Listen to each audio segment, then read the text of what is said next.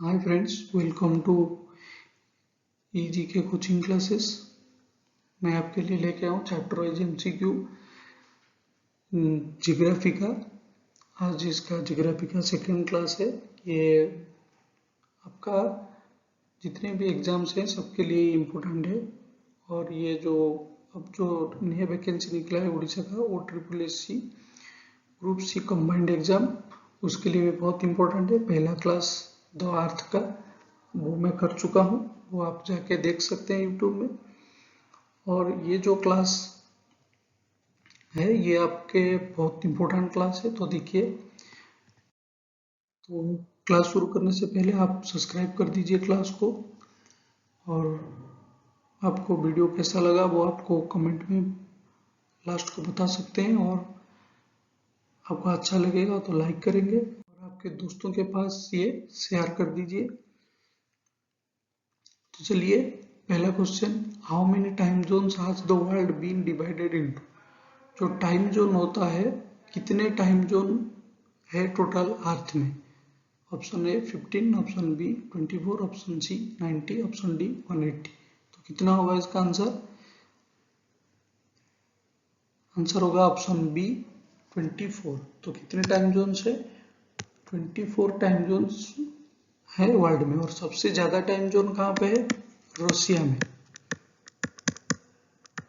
11 time zones है Russia में। और जो इंडिया का टाइम जोन है, जिसे हम IST बोलते हैं,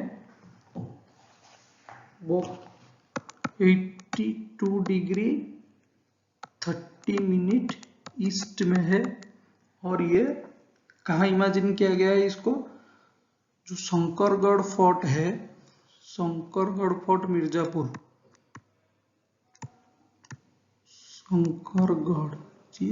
शंकरगढ़ फोर्ट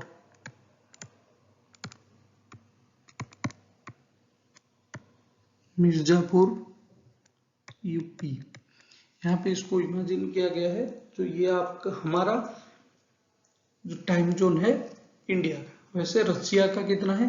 11। और टोटल अर्थ का 24 टाइम जोन्स है।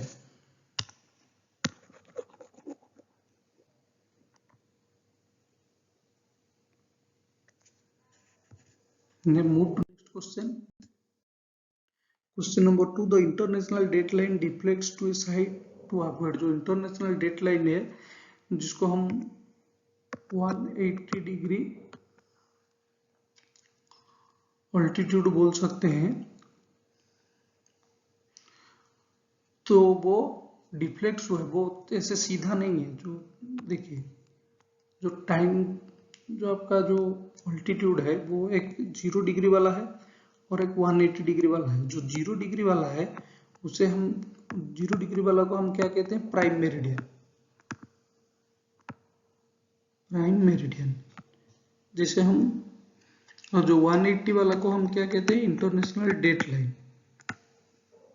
International date line.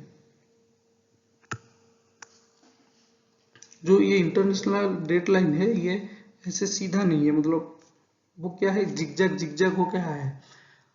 तो ये कौन सा, कहाँ डिफ्लेक्ट हुआ है? बहुत जगह ऐसे डिफ्लेक्ट हुआ है, लेकिन यहाँ कहाँ डिफ्लेक्ट हुआ है?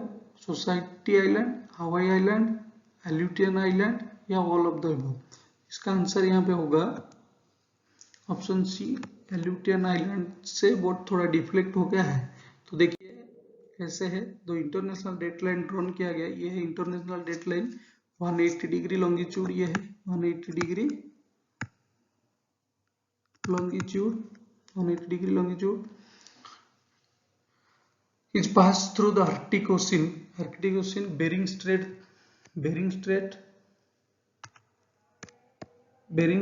Pacific Ocean, Antarctica, Fiji, Tonga, and other islands. If we see the imaginary line, then we found it is not straight but zigzag line. तो ये है, ये देखिए कैसे जिगजैग होके, ऐसे होके, ऐसे घूम घाम के ऐसे आया है international date line.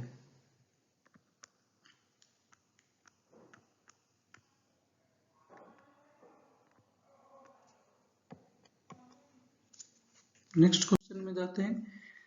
Next question number 3, the heavier silicate named sima और silica plus magnesium are most abundant in the, कहाँ है जो सीमा और सिलिका है वो सबसे ज्यादा कहाँ पे है? Option A crust of the earth, option B core of the earth, option C mantle of the earth, option D ocean floors.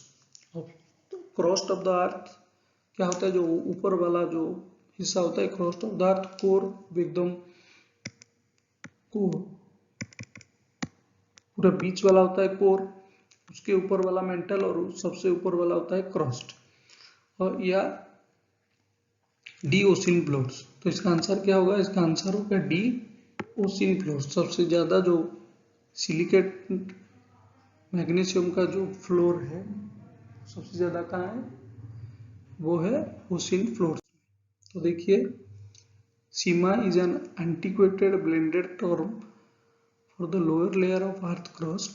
This layer is made of rocks rich in magnesium silicate minerals. Typically when the seema comes to the surface it is basalt, so sometimes this layer is called the ocean layer of the crust. The seema layer is also called the basalt crust or basalt layer because it is lowest layer of the crust. Because the ocean floors are mainly seema, it is also sometimes called ocean crust. तो इसे हम ocean crust में, इसे ocean crust भी कहा जाता है क्योंकि इस रीजन में इसे ज्यादा मिलता है। Okay, next question, what is the correct sequence of the following in the context of the age of earth since its origin. तो ओरिजिन के हिसाब से अर्थ जब से शुरू हुआ, अर्थ जब बना तो कौन सा जो एज था, उसके बाद कौन सा एज था, उसके बाद कौन सा एज था, उसका एक आप सिस्टमेटिकली कहिए। तो इसका आंसर क्या होगा? इसका आंसर होगा डी। इसका आंसर होगा डी। तो पहला जो एज था प्रोटोजोइक एज कहते हैं। प्रोटो मतलब फर्स्ट या प्रिमिटिव, तो इसलिए वो प्रोटोजोइक एज।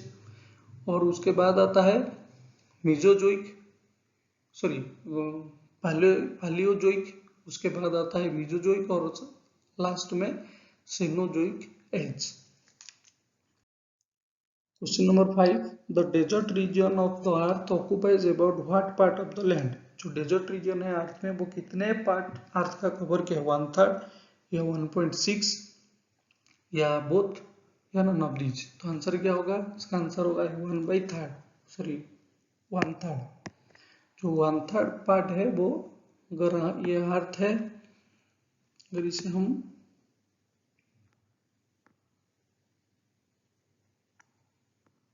थ्री पार्ट करेंगे तो क्या होगा?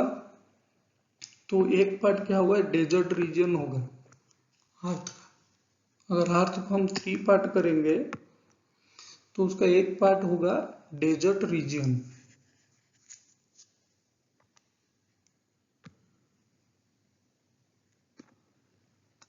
Next question, question number 6, which one of the following element is most abundant in the earth crust. Earth के क्रस्ट में सबसे ज्यादा क्या मिलता है? Option A oxygen, option B sulphur, option C silicon, option D carbon.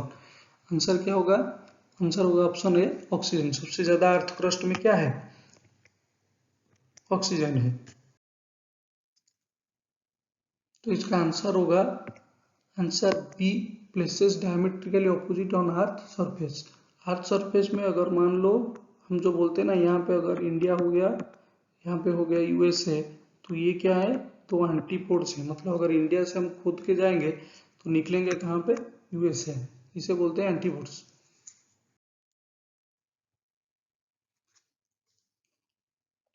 Next question, which planet is in our solar system is nearly as big as the earth. कौन सा वो प्लैनेट है जो अर्थ के जितना बड़ा है?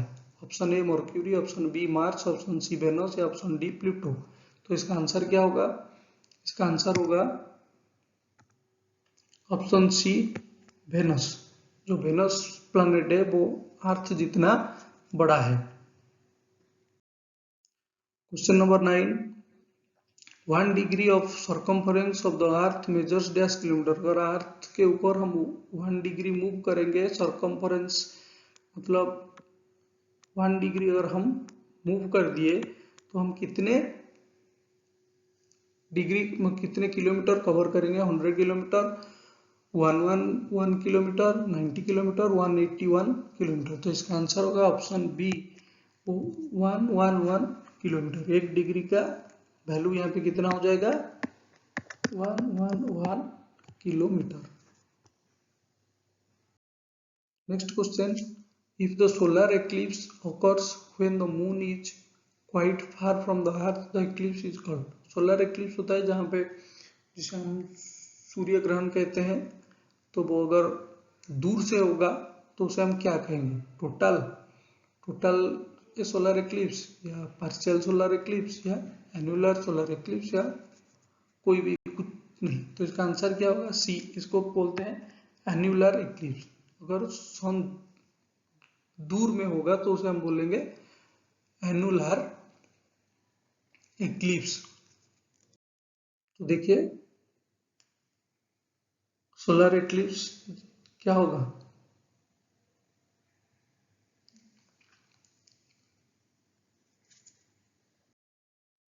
Next question, lunar eclipse is caused when the, lunar eclipse कब होगा? Moon comes between sun and earth, जो मून है वो सन और अर्थ के बीच में आएगा, या earth between sun and moon, या sun comes between moon and earth, या ऑल ऑफ दीज। तो इसका आंसर क्या होगा? इसका आंसर होगा अर्थ कम्स बिटवीन। तो मान लो ये हो गया सन, ये हो गया अर्थ, ये हो गया मून। तो जो हम मून को कैसे देखते हैं? जब सन का लाइट मून के ऊपर पड़ता है और रिफ्लेक्ट होके अर्थ में आता है तभी हम मून को देख पाते हैं, क्योंकि मून का निजस्व लाइट नहीं है। तो जब ये जो सन का लाइट जो आ रहा है, अगर इसको अगर अर्थ मून के आगे रह के इस लाइट को रोक देगा तो ये पूरा अंधेरे में रहेगा, सन का लाइट इसके ऊपर नहीं पड़ेगा, तो हम मून को कैसे देखेंगे? तो ये होता है लूनर एक्लिप्स,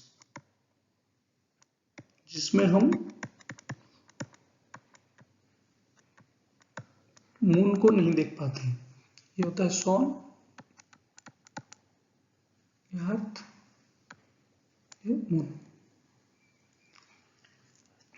तो ये हो गया लूनर एक्लिप्स। जो सोलर एक्लिप्स होता है वो क्या होता है? जो पहले मैंने देखा है सोलर एक्लिप्स, वो उल्टा हो जाता है। वहां पे क्या होगा? ये हो गया सन, ये हो गया सन, ये आ जाएगा मून, और यहाँ पे आ जाएगा अर्थ। अर्थ कुछ बड़ा हो गया, छोटा करते, तो ये आ गया अर्थ। तो जो सन का लाइट यहाँ से आएगा उसको रोक लेगा कौन? मून। तो इसके ऊपर नहीं पड़ेगा, तो सन हमको पार्शियली दिखाई देगा या बिल्कुल भी नहीं दिखेगा। इसे बोलते हैं सोलर एक्लिप्स।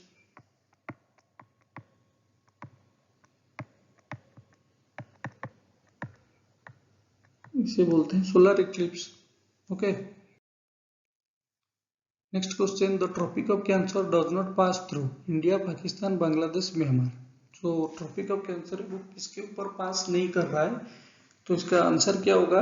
इसका आंसर होगा बी, पाकिस्तान के ऊपर ट्रॉपिक ऑफ कैंसर पास नहीं कर रहा है। तो देखिए इमेज में ये है ट्रॉपिक ऑफ कैंसर, यहाँ पे देख सकते हैं ये जो डॉट डॉट डॉट लाइन गया है ट्रॉपिक ऑफ कैंसर, वो यहाँ पे देखिए वो पाकिस्तान ऊपर रह गया। तो यहाँ पे बांग्लादेश, यहाँ पे म्यांमार के ऊपर जा रहा है, लेकिन वो पाकिस्तान के ऊपर नहीं जा रहा है। तो जो 8 स्टेट्स है जिसके ऊपर ट्रॉपिक ऑफ कैंसर पास किया है, तो वो होगा पहले मिजोरम, राजस्थान।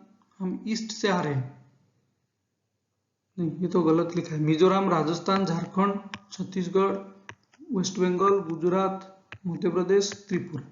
ये जो 8 स्टेट्स हैं, ये जो 8 स्टेट्स हैं, ये 8 स्टेट्स के ऊपर ये जो ट्रॉपिक ऑफ कैंसर पास किया है। तो इसे याद रखने का तरीका क्या है? मीरास जेसीबी एट जीएमटी। क्या है? मीरास जेसीबी एट जीएमटी। MI से मिजोरम, RA से राजस्थान, J से झारखंड, C से छत्तीसगढ़, B से बंगाल और G से गुजरात, M से मध्य प्रदेश, T से त्रिपुरा। तो क्या हो गया इसका ट्रिक, मीरास JCB हट GMT। मीरा जो JCB खरीदी है वो GMT में है।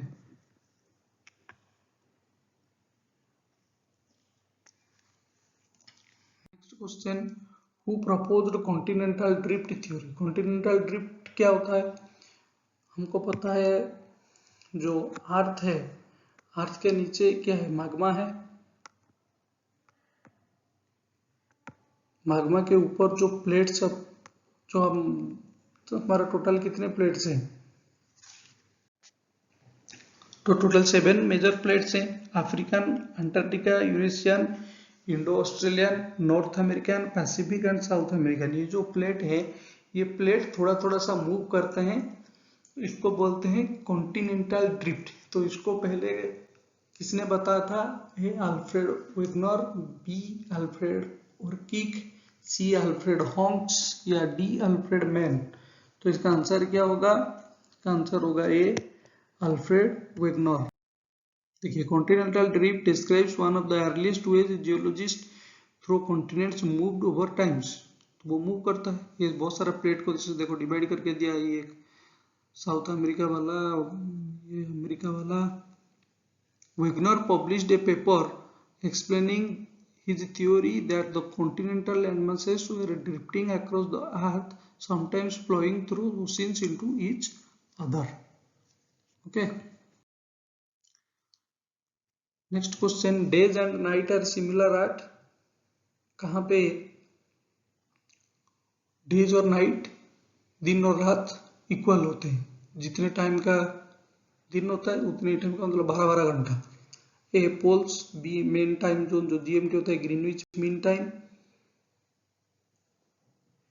और सी अंटार्कटिका या डी इक्वेटर। यहाँ पे होगा आंसर होगा डी इक्वेटर। क्या होगा इसका आंसर, होगा D equator. Question number 15, latitude of a place indicates of its. जो लैटिट्यूड होता है वो क्या इंडिकेट कर रहा है, टाइम या ऑल्टीट्यूड, अमाउंट ऑफ रेनफॉल या टेम्परेचर।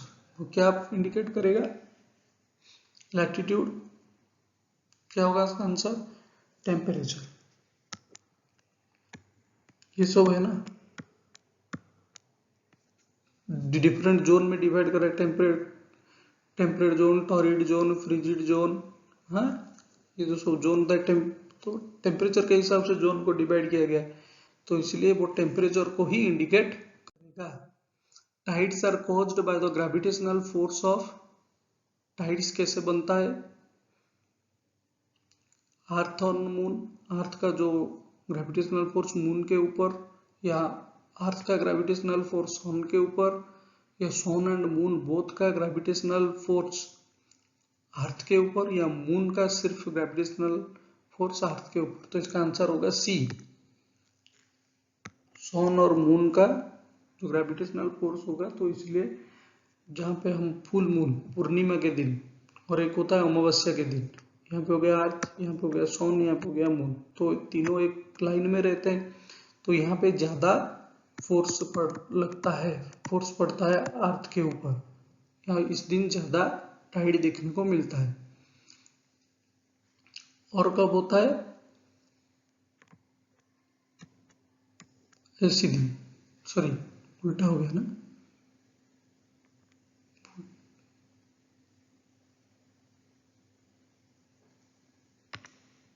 छोड़िए।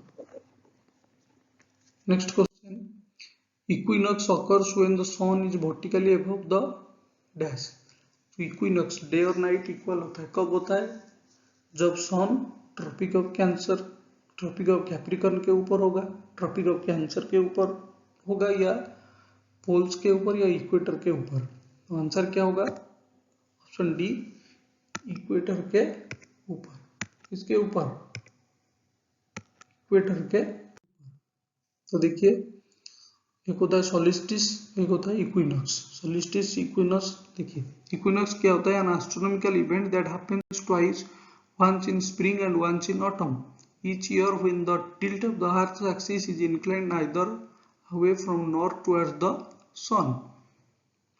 During equinox the tilt of the earth with respect to the sun is 0 degree because of its duration of the day and the night are almost equal on equinox, that is 12 hours. Equinox occurs on 20th or 21st March and 22nd or 23rd September each year, and both days are equal length of the day and night.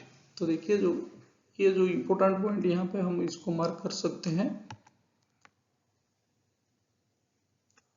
Equinox occur कब होता है?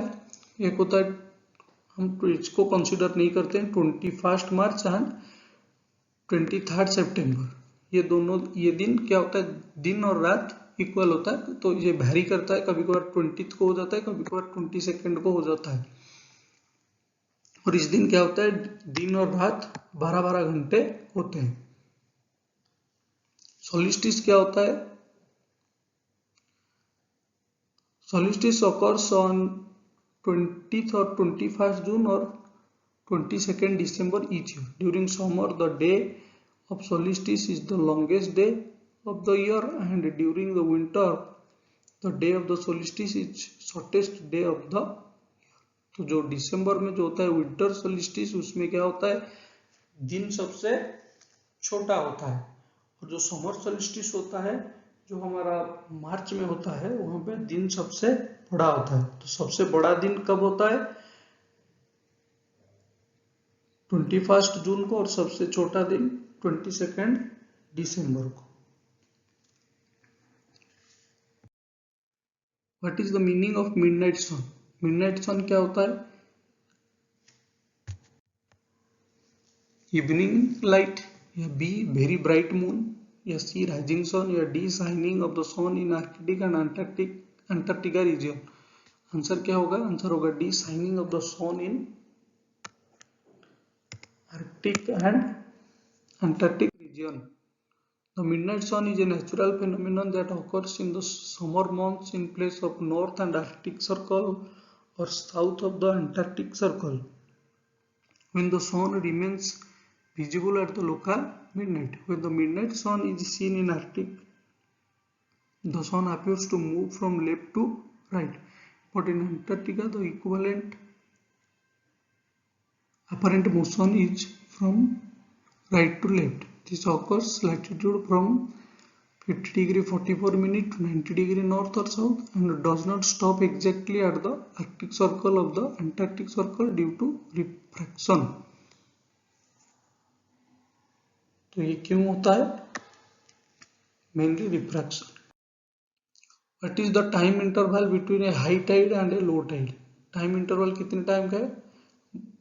तो इसका answer होगा 12 hour 26 minute. क्या होगा answer? 12 hour 26 minute. Time interval between a high tide and a low tide. तो अगर हम दो हाई टाइड के बीच में अगर टाइम इंटरवल निकालेंगे तो 12 hour 26 minute plus 12 hour 26 minute, तो कितना हो गया? 24 आवर 52 मिनट। हाँ,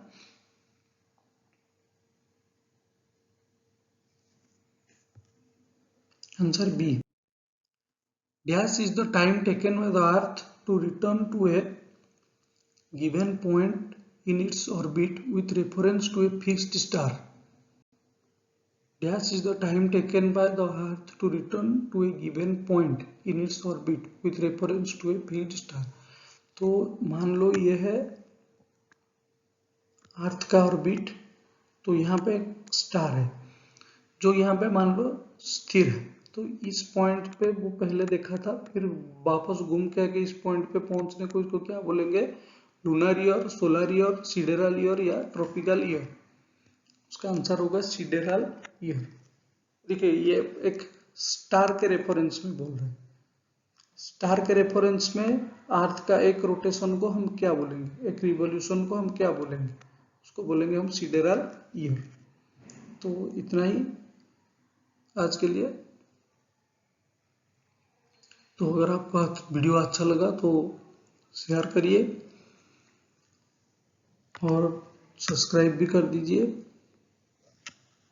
और अपने दोस्तों के पास इसको शेयर करिए ताकि उन लोगों को भी ये क्वेश्चन और आंसर मिल सके। ये आपका OSSC जो ग्रुप सी का कंबाइंड एग्जाम है, 4 पोस्ट के वैकेंसी के लिए ये बहुत इम्पोर्टेंट होगा।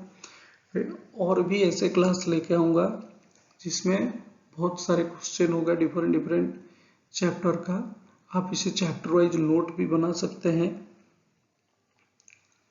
और मैं आपके लिए करंट अफेयर्स और आपका जो पॉलिटी सबका चैप्टर वाइज MCQ लेके आऊँगा। इधर उधर का मैं मतलब मिक्स करके लेके नहीं आऊँगा क्योंकि आपको पढ़ने में नोट बनाने में आसानी होगी। तो इसलिए मैं डिवाइड करके मतलब एक सिस्टमेटिकली आपको ये MCQ के फॉर्म में क्वेश्चंस प्रोवाइड कर रहा हूँ ताकि आपको